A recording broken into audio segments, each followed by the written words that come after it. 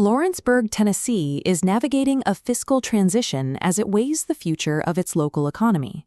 A newly rezoned light industrial parcel is the proposed site for the Flatwood Data Center. It is designed with a strict cap of 7 megawatts of power. Many residents have expressed concern. They worry about the facility's noise, draining local aquifers for cooling, and spikes in their utility bills. These concerns are compounded by the labor outlook. While the project will bring temporary construction roles, the facility itself is expected to hire fewer than 10 permanent full-time local staff. To some residents, it appears the community is being asked to absorb an industrial-scale environmental footprint without receiving proportional local benefits in return. These fears are often grounded in headlines about hyperscale facilities, vast complexes that consume enormous amounts of land and electricity. There is a radical scale difference. A typical hyperscale complex requires over 100 megawatts, while Flatwood has a hard cap of 7. This cap protects the local grid, helping the county avoid massive infrastructure surcharges levied in larger hubs. To judge the Flatwood proposal accurately, the community has to look past hyperscale benchmarks and examine how a comparable 7-megawatt facility actually performs in a rural setting. Wise County, Virginia offers a direct precedent. This rural Appalachian community successfully integrated the small-scale Mineral Gap data center into its local economy. To address concerns over grid capacity, Mineral Gap used a 3.6-megawatt solar array built on abandoned mine land to power its operations. Small-scale facilities also use more sustainable cooling methods.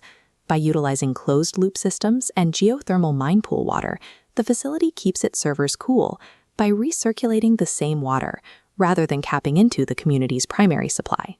When scaled to the local infrastructure, a rural data center can catalyze new clean energy investments without draining public resources.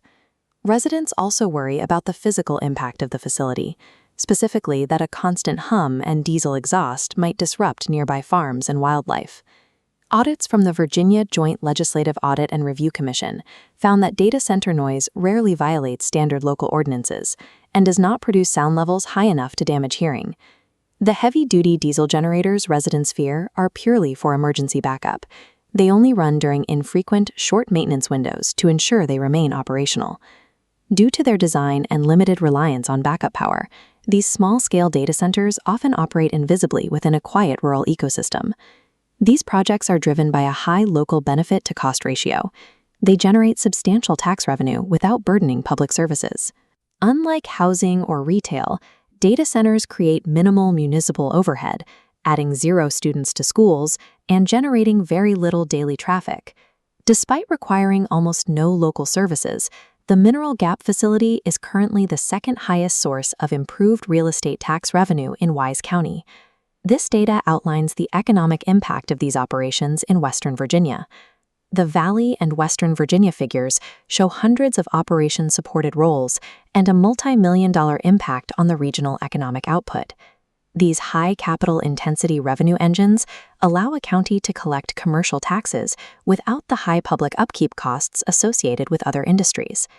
The model established in Virginia provides a clear projection for the Flatwood project in Lawrenceburg.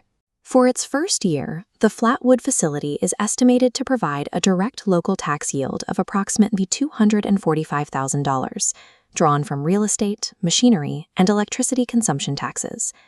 The project is also projected to contribute $1.09 million in direct annual payroll to the local economy.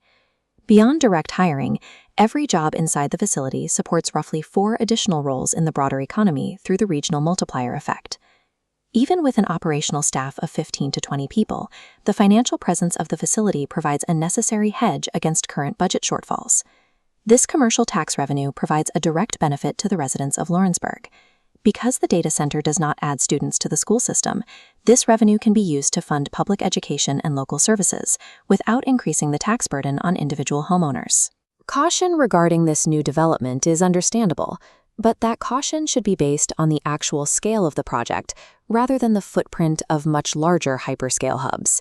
The Flatwood facility serves as a quiet, efficient fiscal engine that supports a rural county's long-term financial stability.